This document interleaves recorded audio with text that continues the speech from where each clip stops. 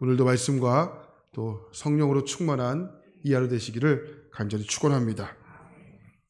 이사야 40장 이후에 등장하는 그 말씀의 핵심은 위로의 말씀과 또 구원의 말씀입니다. 근데 하나님께서 왜 우리를 위로해 주시는지, 또 왜 우리를 구원해 주시는지 그 이유가 있어야 하지 않겠습니까? 그래서 오늘 이사야 43장은 우리에게 그 이유를 설명하는 성경입니다. 그런데 그 답은 너무나 간단합니다. 그것이 바로 오늘 말씀 1절인데 그 이유를 한번 찾아보겠습니다. 1절 보겠습니다. 야곱아 너를 창조하신 여호와께서 지금 말씀하시느니라. 이스라엘아 너를 지으신 이가 말씀하시느니라. 너는 두려워하지 말라. 내가 너를 구속하였고 내가 너를 지명하여 불렀나니 너는 내 것이라. 그러니까 왜 우리를 위로하시고 왜 우리를 구원해 주시는지 이유가 무엇입니까? 그러니까 간단하죠. 내가 너를 만들었으니까. 그러니까 내가 너를 불렀으니까 너는 내 것이니까. 그러니까 정리되시죠? 간단합니다. 근데 그 이유 말고 사실 더 이상 무슨 이유가 더 필요하겠습니까? 하나님 우리를 지으시고 또 부르시고 또 자녀 삼아주겠다 결정하셨는데 왜 불렀냐고 또 왜 지었냐고 왜 내 것이냐고 여러분 말할 수 있겠습니까? 그래서 인생은 주인이 누구인지가 아는 것이 굉장히 중요합니다. 하나님은 내 인생의 주인이시지 나는 종이다. 그러니까 여러분 인생에서 실패하지 않는 길은 이런 의미에서 딱 하나입니다. 나를 내 인생의 주인으로 삼지 않고 삼지만 않아도 절대로 하나님은 떠나지 않습니다. 독일의 철학자 니체가 사람은 누구나 권력에 의지가 있다고 말하지 않았습니까? 그러니까 사람은 누구나 한 자리 하고 싶어 합니다. 그러니까 내가 중심이 되고 싶어 하고 언젠가는 내가 하나님이 되고 싶어 합니다. 그것이 선악과입니다. 그래서 내 인생 가운데 나를 주인으로 생각하지만 않아도 인생 가운데 헷갈리지 않고 풀리는 경우가 상당히 많습니다. 그러니까 나는 주인이 아닙니다. 나는 종입니다. 이런 분명한 인식이 생기면 살아납니다. 그러니까 예수님은 나의 왕이십니다. 또 예수님은 나의 주인이십니다. 그분이 나의 생명이십니다. 나는 기르는 양입니다. 그러니까 내가 너를 만들었고 불렀고 또 자녀 삼아 주었고 너는 내 것이라 말씀하셨기 때문에 그 다음에 나오는 것이 무엇입니까? 그렇기 때문에 두렵지가 않다라는 겁니다. 내가 스스로 주인이 될 때 두렵습니다. 왜 두려울까요? 나는 내 스스로가 힘이 없다는 것을 잘 알고 있기 때문에 그렇습니다. 그러니 내 인생을 나 스스로 무엇을 해결할 수 있다고 하는 것이 이게 큰 착각이고 교만인 것이죠. 그러니까 주께 맡기라라는 것이 있지 않습니까? 그게 뭡니까? 이게 내 인생의 주인이 누구인지를 분명히 알라는 거예요. 내 인생의 주인은 주님이시지 예수님 나의 왕이시지. 그러니까 믿을 때 맡길 수 있다는 거예요. 그러니까 1절 말씀 보니까 하나님은 분명하게 자기를 설명하는데 나는 창조자고 나는 구원자다. 그러니까 불가능을 가능케 하는 것이 창조주고 어떤 상황이든지 거기서 건져주시는 분이 구원자이시잖아요. 그러니까 창조자이시다, 구원자이시다. 그러니까 이중적으로 하나님이 우리를 감싸시고 보호해 주시겠다. 내 인생의 주인이시다. 분명히 말씀하고 있는 거예요. 근데 그분이 나에게 말씀하는 거죠. 내가 너를 만들었고 불렀고 자녀 삼아 주었다. 그러니 너는 내 것이다. 그러니까 내 인생의 주인이 누군지를 분명히 아는 것. 그러니까 우리에게는 더 이상 부러울 것이 없는 거죠. 그러니까 내 인생의 가장 큰 선물이 무엇이냐? 이 주님을 나의 주인으로 영접하고 믿는 것이죠. 그러니까 여러분 아시지 않습니까? 그러니까 하나님을 나의 창조주이시고 주님이시라는 분명한 고백이 있는데도 불구하고 주님이시라고 분명히 말씀하셨는데도 불구하고 우리의 인생 가운데 고난이 없는 것이 아닙니다. 고난이 있어요. 고난을 만납니다. 근데 고난 속에 하나님의 자녀다. 이게 무슨 의미가 있습니까? 그러니까 세상의 모든 고난으로부터 그러니까 면제되었다는 것을 보장받는 것이 아닙니다. 그러니까 고난 가운데 하나님의 자녀가 되었다는 것은 그 고난 속에서도 하나님이 나와 함께 하신다는 것을 보장받는 겁니다. 그것이 하나님의 자녀의 특권입니다. 그래서 우리는 고난이 없다가 아닙니다. 고난을 이긴다라는 겁니다. 자, 오늘 말씀 2절 보겠습니다. 자, 2절 함께 보겠습니다. 시작. 내가 물 가운데 지날 때에 내가 너와 함께 할 것이라.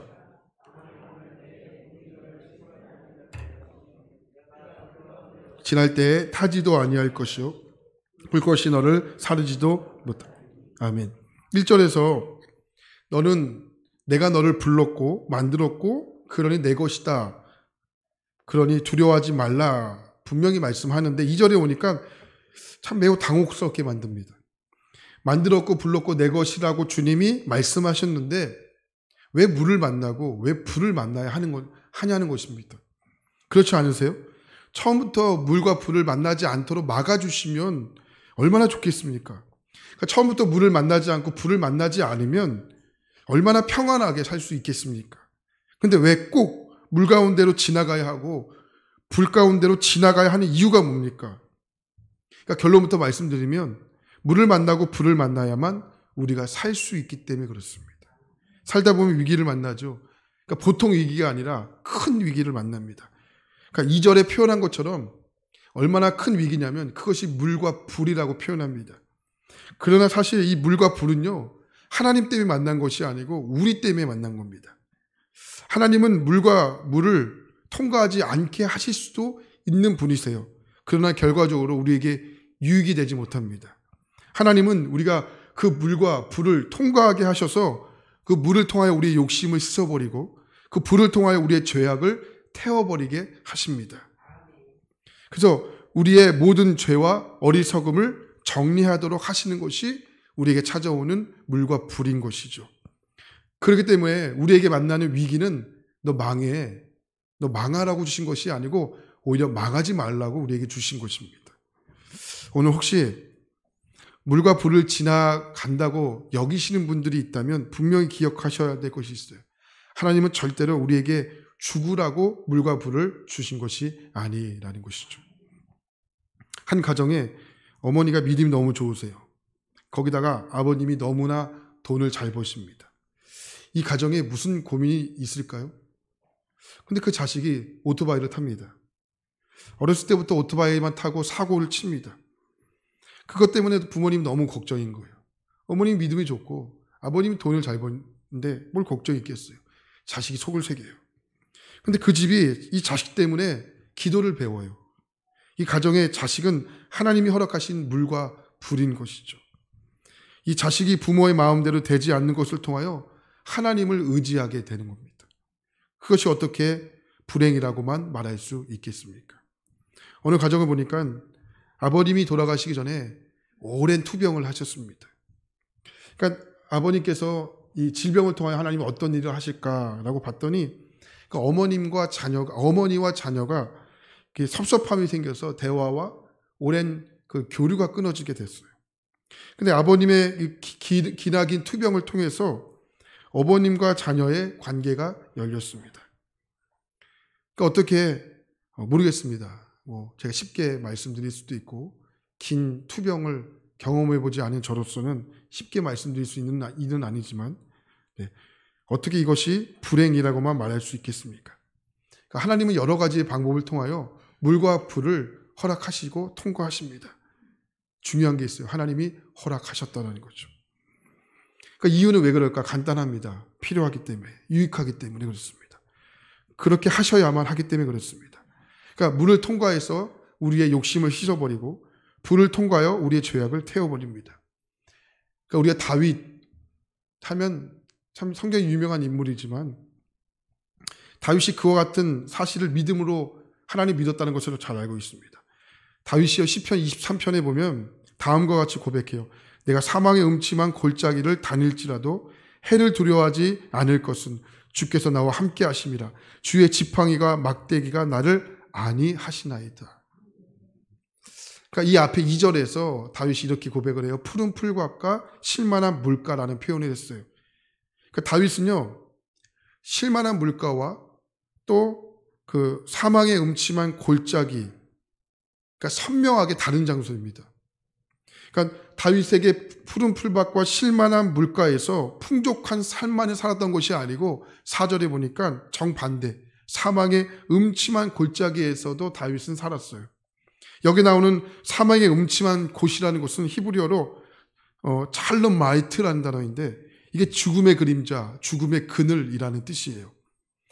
그러니까 이것만 봐도 다윗이 정말 극심한 고통 중에 있었구나, 극심한 고난 중에 있었구나라는 것을 짐작할 수 있지 않습니까?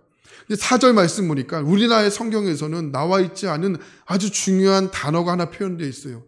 그게 키라는 단어인데 왜냐하면이라는 단어예요. 그러니까 무슨 뜻이에요? 사망의 음침한 골짜기, 다시 말해 이 다윗이 죽음의 골짜기를 걸어갈 때에도 무너지지 않았던 그 이유를 소개하면서 이 3절과 4절 사이에 키라는 단어를 하나 더 사용하는 거예요. 키다, 키. 왜냐하면 이렇게 표현하는 거예요. 왜냐하면 그 이유로 4절에서 주께서 나와 함께 하심이라. 그러니까 다윗은요, 이 고백은 고난을 통해서 체득한 거예요.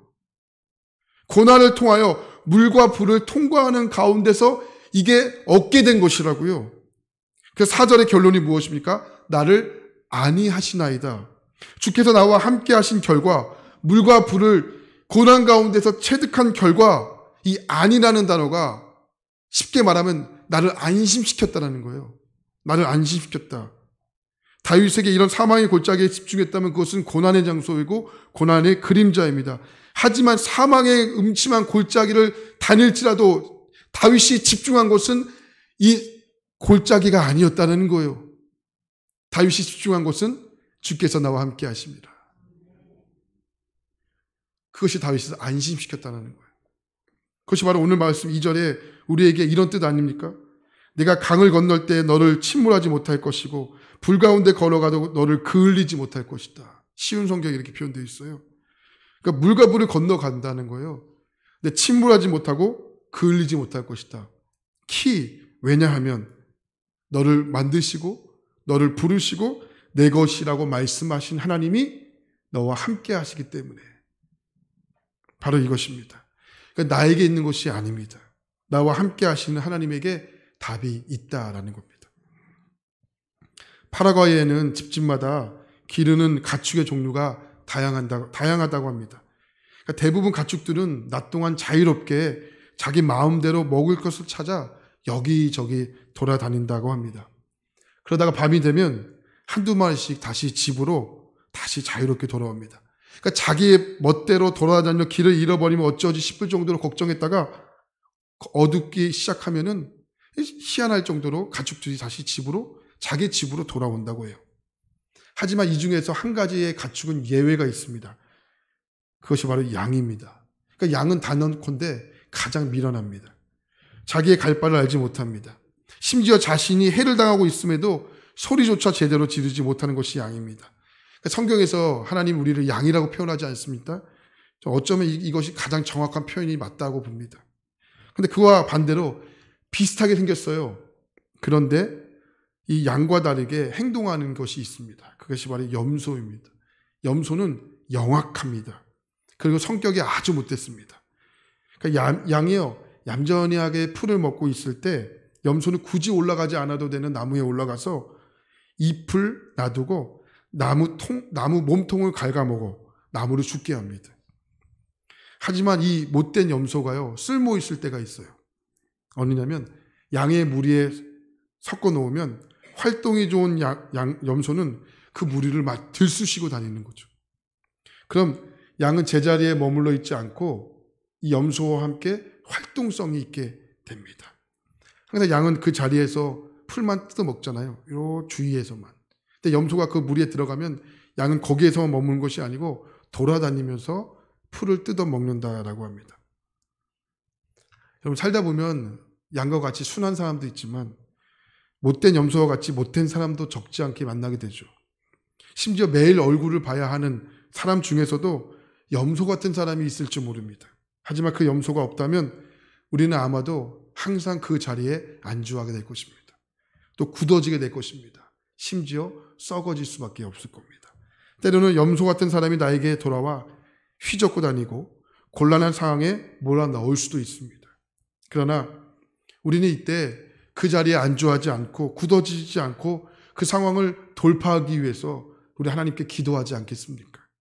결국 그와 같은 상황이 나의 삶뿐만 아니라 나의 신앙에도 분명한 성장을 가져오게 할 것입니다. 그리고 더 중요한 게 있습니다. 나는 내가 항상 양이라고 믿고 살고 있지만 누군가에게 나는 양이 아니라 염소일 때가 있습니다. 그때 명심하셔야 됩니다. 그렇기 때문에 오늘도 우리가 이 하루를 살아가면서 하나님 앞에 더욱 기도하고 말씀 앞에 돌아봐야 하는 상황이 무엇입니까? 내가 염소인지 양인지를 구별하기 위해서입니다. 만약 여러분들이 염소라고 생각하는 분들을 오늘 혹여나 만나야 되고 또 만나기를 기도할 필요는 없지만 만날 수 있는 상황에 놓여 있다면 나에게 해를 주는 것에만 집중하지 말고 그것 때문에 속상해하고 분노만 하는 우를 범하지 않고 그 일을 통해서 하나님의 뜻을 깨닫는 것, 말씀하시는 주님의 인도하심을 집중하는 것, 이것이 바로 내 삶을 성장시키는 하나님의 또 하나의 물과 불이 될 것입니다. 그래서 4절 말씀 보니까 물과 불을 통과하는 시간을 통하여 4절 말씀 보니까 주님이 나를 보배롭고 존귀하게 하시겠다라고 합니다. 여러분, 하나님의 이 놀라운 자녀라는 사실을 늘 날마다 경험할 수 있기를 축복합니다. 오늘 살아가는 여러분의 모든 일상 가운데 또 모든 일정 속에 여러분들이 하나님이 여러분들과 함께 하실 겁니다. 오늘 하루도 승리하시고 또 여러분 삶 가운데 하나님의 거룩한 또 놀라운 사역이 일어나게 되기를 축원합니다. 기도하겠습니다.